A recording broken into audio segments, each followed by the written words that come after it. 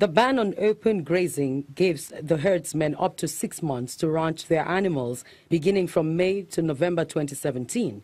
Emmanuel Ikpebe, a lawyer, insists that the law is higher than any individual and must be respected and obeyed. The issues of rights are very, very funny. Where your right starts and stops is where the right of the next man begins. And then we have a constitution in this country that actually supersedes any other law by virtue of Section 1 sub 3. So the ECOWAS Protocol on Free Movement is not superior to the Nigerian constitution. And the Nigerian constitution are actually giving authority and power to the states to legislate on issues bordering on grazing. So they cannot come and threaten these laws and now say, okay, we are hinging it on a convention, mind you, a convention or a law, that it is supposed to be something that we adopt and ratify. It is not going to be possible.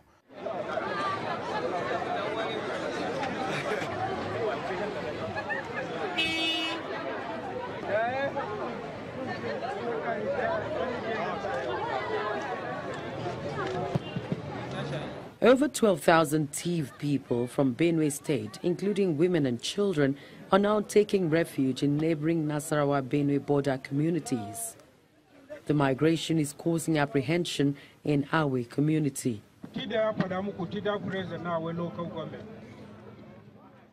The brewing tension prompts this visit by the Nasarawa state government, led by the Deputy Governor, Silas Agara. We are doing the best we can in the circumstance we find ourselves to address the needs of our people. And that we will do as a responsible government, pending when we interface with the relevant authorities from Benue State and from the federal authorities. Meanwhile, we have scheduled an emergency meeting with the security agencies from Benue State.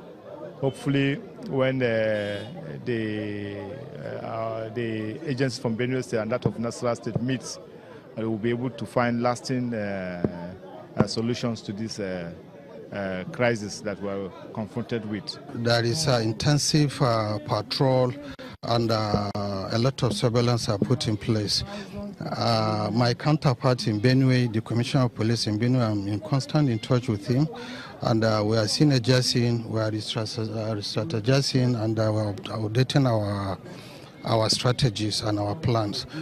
Hopefully, I may move to Benue tomorrow, or he may come here so that we join heads together with the view to totally curtail this issue, while the political leaders are doing their part too. Heads of security outfits in Benue and Nasarawa states plan to meet and fashion out a lasting solution to the renewed attacks in Benue State, with a resolve that perpetrators will not go unpunished. Other stakeholders in the security that you've seen here today, they are here to find a common ground to ensure that those who take laws into their hands by any means are brought to justice. The next action to be taken has been discussed. You will see a robust security all round to ensure that lives and properties are safe. The Minister of Interior, Mr. Abdurrahman Dambaza, arrives in company of Governor Samuel Otom and Senator George Akume to visit survivors of the first January attacks still lying in a critical condition at the Benue State University Teaching Hospital, Makurdi. The minister later joins the Benue stakeholders at the government house, where he states the reasons for his visit. People have the right to their lives. People have right to their properties. Those who carried out these acts are less than human.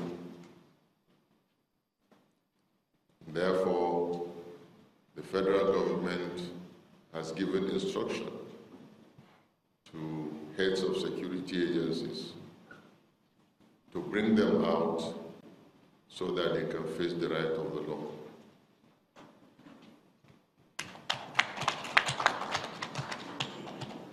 Beyond this, it is absolutely necessary to ensure that things like this do not happen, not only in Benue State, anywhere in this country.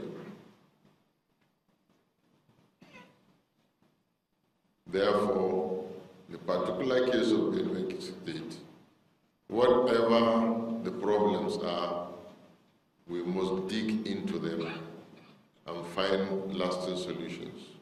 Outside, hundreds of protesting mothers whose loved ones were killed in the attacks have more actionable demands.